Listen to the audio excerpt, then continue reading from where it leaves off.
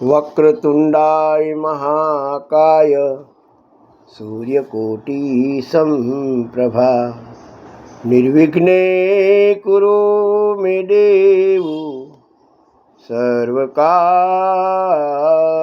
સર્વદા મનોજ મારુતિ તુલ્ય વેગમ શ્રીજીતેન્દ્રિયમ બુદ્ધિમંતાન વરિષ્ઠમ વાતાજનમ વાનરયુક્તમુખ્યમ શ્રીરામદૂત શરણ પ્રબધ્યે. ભગવાન શ્રી કૃષ્ણ પરમાત્માને યાદ કરી ચૈત્ર માસ નિમિત્તે આપણે જે ઓખારણની કથા કરી રહ્યા છીએ તે કથાને આજે આપણે આગળ વધારીએ. અને આજે આપણે ઓખારણમાં બાણાસુર અંગેની જે વાત છે તે કરીશું. વેદવ્યાસજી જન્મેજય રાજાને કહે છે કે બાણાસુર પ્રાચીન સમયમાં એક અસુર રાજા હતો. તે બલિરાજાનો જ્યેષ્ઠ પુત્ર હતો. પ્રહલાદનો વંશજ હતો, એટલે કે ભગવાન વિષ્ણુના પરમ ભક્ત પ્રહલાદ કુળમાં જન્મેલો. તે બહુ પરાક્રમી, શક્તિશાળી અને ભગવાન શિવનો મહાન ભક્ત હતો. બાણાસુરે ભગવાન શિવને પ્રસન્ન કરવા માટે ખૂબ કઠિન તપશ્ચર્યા કરી. કાર્તિક સ્વામી તપ કરતા હતા એ જોઈને બાણાસુરે પણ તપનું આરાધન કર્યું. ભગવાન શિવ અને મા ઉમિયા બાણાસુરને પ્રસન્ન થયા અને કહેવા લાગ્યા કે માગ માગ.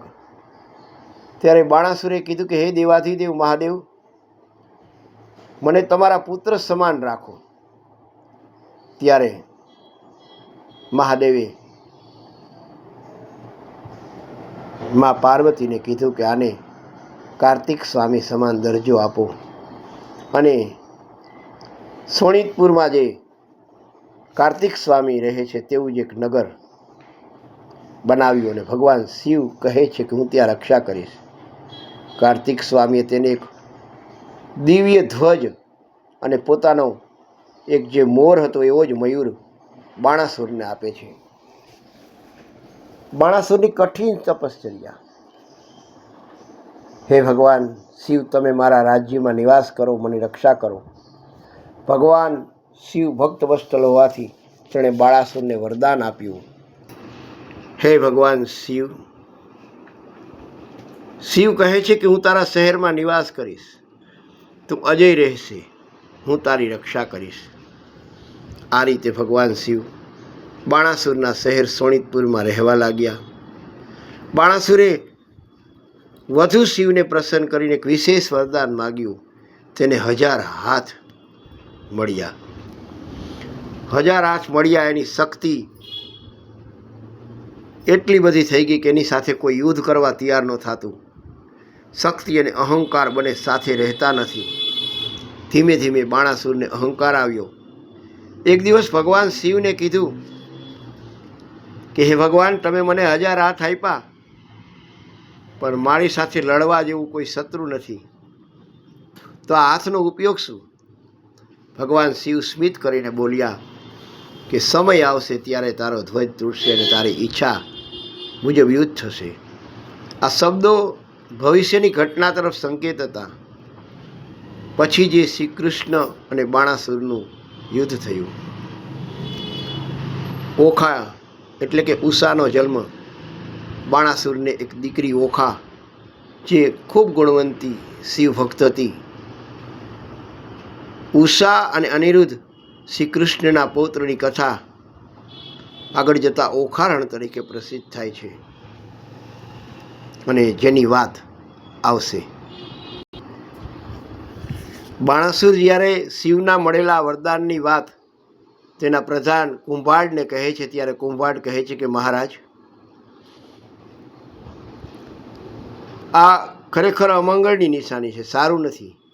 કારણ કે યુદ્ધ એ હંમેશા કોઈનું કલ્યાણ કરતું નથી.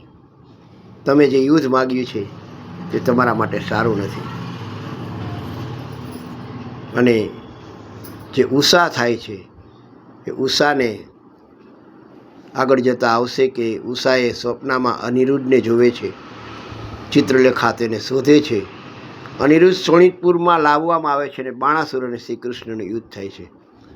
આ કથા આપણે આગળ વિસ્તારથી લેશું, પરંતુ આજનો જે આપણે આ પ્રસંગ કર્યો તેને હવે આપણે થોડો આધ્યાત્મિક રીતે સમજીએ. તો બાણાસુરની કથામાં એક સુંદર ઉપદેશ છે કે ભક્તિ હોય તો ભગવાન મળે, પણ અહંકાર આવે તો ભગવાન ભક્તની પણ પરીક્ષા લે. બાણાસુર ભક્ત હતો, તેથી ભગવાન શિવ તેની સાથે હતા, પણ અહંકાર આવ્યો અને અંતે યુદ્ધ અને પરાજય પામ્યો. હવે આ બાણાસુરની કથાનો આધ્યાત્મિક અર્થ આપણે થોડો આજે સમજીએ, કારણ કે શાસ્ત્રોમાં આવતી કથાઓ માત્ર ઇતિહાસ નથી, પણ આંતરિક આધ્યાત્મિક દ્રષ્ટાંત છે. બાણાસુર એટલે મનનો અહંકાર. હવે આને આપણે આધ્યાત્મિક રીતે જોઈએ તો બાણાસુર એટલે અહંકારવાળું મન. એના જે 1000 હાથ છે તે અનંત ઈચ્છાઓ.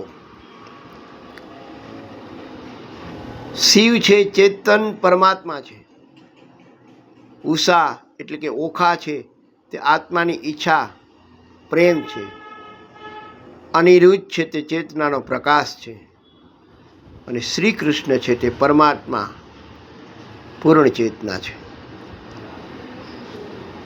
બાણાસુરને 1000 હાથ મળ્યા આ માત્ર શારીરિક વાત નથી. 1000 હાથ એટલે હજારો ઈચ્છાઓ. અત્યારે માણસને જુઓ, પૈસા જોઈએ, માન જોઈએ, ઘર જોઈએ, સંતાન જોઈએ, પ્રસિદ્ધિ જોઈએ, જીતવું જોઈએ, બધું મારા મુજબ થાય. આ બધું હજારો હાથ જેવી ઈચ્છાઓ છે. એટલે કે બાણાસુરનું મન ઈચ્છાઓથી ભરેલું મન હતું. અને એક પ્રશ્ન એ થાય કે શિવજી બાણાસુર સાથે કેમ રહ્યા? તો ખાસ કહેવાનું કે ભગવાન ભક્ત પાસે રહે છે, ભલે ને ભક્તમાં અહંકાર કેમ ન હોય. પરમાત્મા મનમાં જ રહે છે.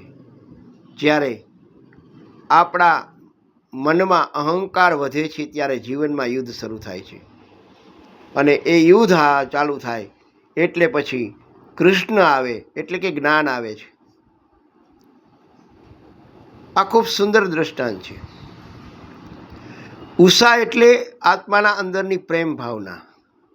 સ્વપ્નમાં અનિરુદ્ધ આવવો એ આત્માને પરમાત્માનો અનુભવ થવો. ચિત્રલેખા એટલે ધ્યાન કલ્પના શક્તિ. અનિરુદ્ધને લાવવો એ ધ્યાનથી પરમાત્મા તરફ જાય. બાણાસુર ગુસ્સે થાય એટલે અહંકારને આ ગમતું નથી.